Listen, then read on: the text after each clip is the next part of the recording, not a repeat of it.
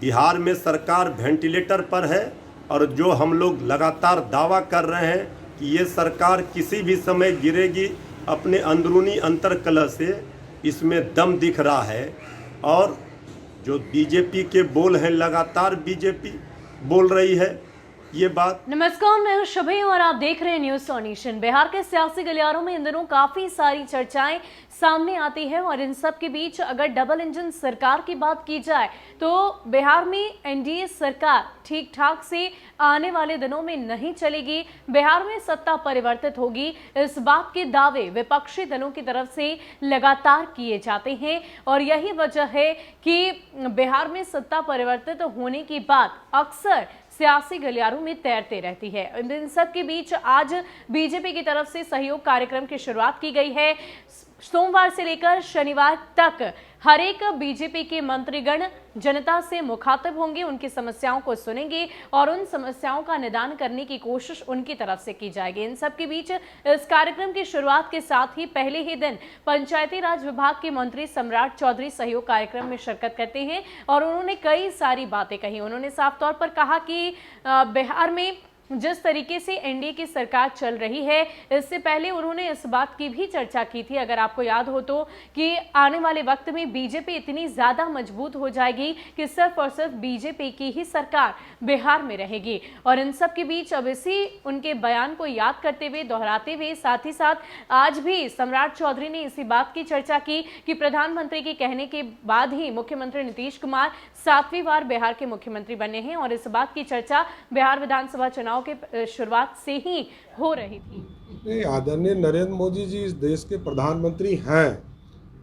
और किन्हीं को बनना है तो उसके लिए पहले या तो चुनाव की प्रक्रिया हो या वैकेंसी हो। अभी कोई वैकेंसी नहीं है।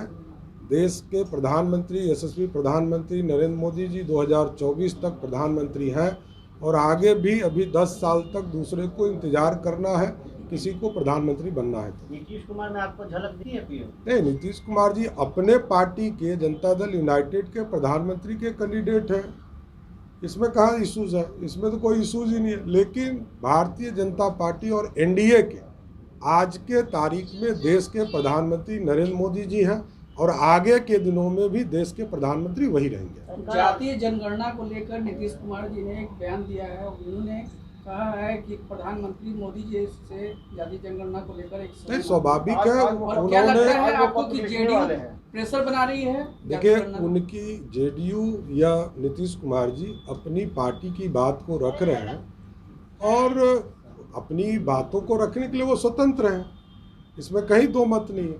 इसलिए उनका जो वक्तव्य है, प्रधानमंत्री जी उस पर विचार करेंगे, देखेंगे क्या चीज़ नहीं है, क्या मांग कर रहे हैं, इन चीज़ों पर विचार किया जाएगा। औरंगाबाद में आपने वक्तव्य हमने ये कहा है कि 4 पार्टियों के गठबंधन की सरकार है और सभी चारों के 4 विचारधारा, तो सब अपने अपने विचारधारा को लाना चाहते हैं। स्वाभाविक है, सब अपनी अपनी पार्टी को मजबूत करेंगे और हम भारतीय जनता पार्टी को भी मजबूत करने बैठे हैं, यही मेरा दायित्व है।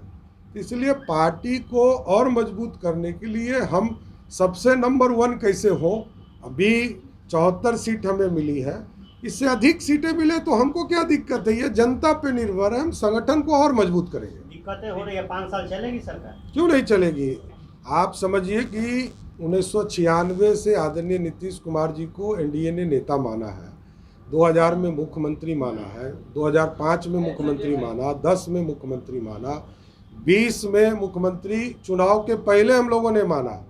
इसलिए ये कहाँ नहीं मानने का सवाल उठता है। हम पूरी तरह एनडीए के लोग आदरणीय नीतीश कुमार जी के नेतृत्व में बिहार सरकार चला रहे हैं और आगे के दिनों में भी मजबूती से चलाते रहेंगे। अब ऐसे में जब इन तमाम बातों को सम्राट चौधरी ने सामने रखा है तो आरजेडी के प्रवक्ता मृत्युंजय तिवारी ने तंज कसते हुए एक बार फिर से ये कह दिया है कि बिहार सरकार वेंटिलेटर पर चल रही है, आने वाले कुछ दिन में ये सरकार गिर जाएगी। क्या कुछ कह रहे हैं आरजेडी प्रवक्ता मृत्युंजय तिवारी, आप खुद उनसे। बिहार सरकार के माननीय मंत्री जो बीजेपी कोटे से हैं, श्री सम्राट चौधरी जी कह रहे हैं बिहार में सरकार चलाने में दिक्कत हो रही है। ये बात तो दिख रही है। सत्ता की मलाई के लिए तो लोग एक हो गए हैं, जनादेश का अपहरण करके सत्ता में आ गए हैं, लेकिन चारों दल जो एनडीए में शामिल हैं सभी की नीतियां अलग अलग हैं। जो सरकार में शामिल दल है उनकी नीति अलग है, तो फिर ये क्या जनता की भलाई करेंगे। बिहार में सरकार वेंटिलेटर पर है और जो हम लोग लगातार दावा कर रहे हैं कि ये सरकार किसी भी समय गिरेगी अपने अंदरूनी अंतर्कलह से, इसमें दम दिख रहा है। और जो बीजेपी के बोल हैं, लगातार बीजेपी बोल रही है ये बात कि 74 सीट बीजेपी को है और मुख्यमंत्री का कुर्सी उन्होंने आदरणीय नीतीश कुमार जी को दे दिया है। ये पीड़ा बीजेपी के अंदर है। वीआईपी पार्टी, हम पार्टी जिनके दम पर बिहार में सरकार है, उनका कोई सुन नहीं रहा है। तो आखिर ये सरकार चल कैसे रही है। ये सरकार पूरी तरह से जन विरोधी सरकार को एक मिनट भी सत्ता में रहने का अधिकार नहीं है।